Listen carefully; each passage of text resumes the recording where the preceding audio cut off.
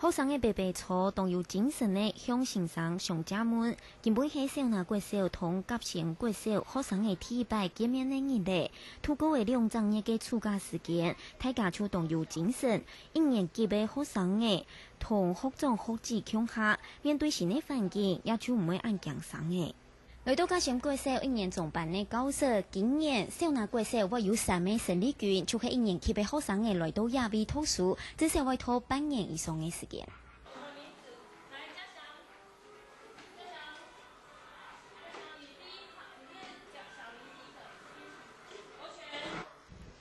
在欣賞嘅指導下，小朋友找啲名牌乖乖抄回來。少拿國小1年級嘅學生嘅面對新的先生、新的同學，還有新的設施，所有就愛從頭來適應。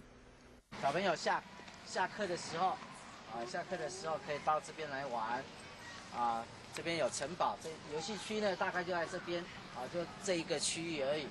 那個籃球場，這邊跑道。甲前國小嘅先生帶領新嘅學生嘅做教研順利，每本家長了解新教研同方向家長，希望小朋友做得帶領歡喜嘅心情，更加融入新嘅環境。下個新聞，林建佑、齊必定高雄報道。